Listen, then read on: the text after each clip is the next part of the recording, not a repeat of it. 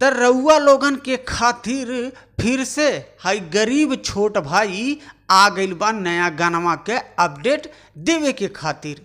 त रउआ लोगन के बता दें कि भोजपुरी में इंडस्ट्री में जब जब अरविंद अकेला, कल्लू जी और भोजपुरी के ट्रेंडिंग क्वीन जेकर नाम शिल्पी राज है, जब भी इ दोनों के एक साथे गाना आवाला एक के आवाज़ में गाना में, तो गानावा भैया कहीं अलग ही रूप ले लेला।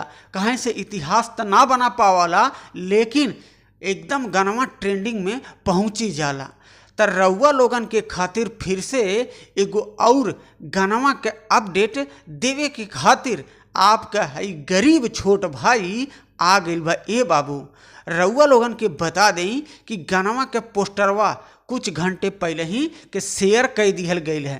तो रउआ लोगन सबसे पहले है गानवा के पोस्टरवा हमरे स्क्रीनिया पे देख रहल बानी।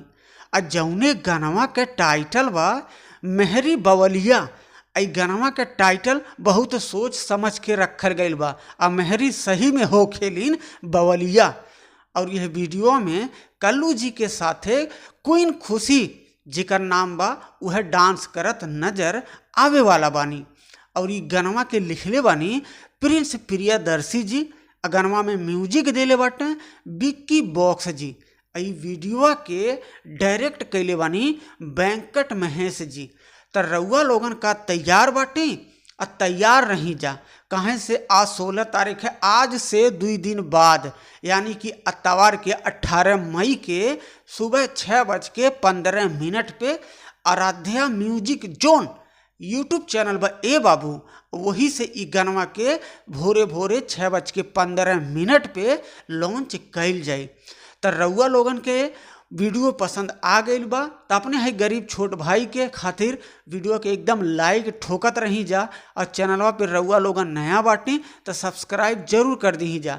काहे से आपका है गरीब छोट भाई हमेशा कोशिश कराला कि रउआ लोगन के खातिर नया नया गानवा के अपडेट जल्द से जल्द पहुँचावत रहे।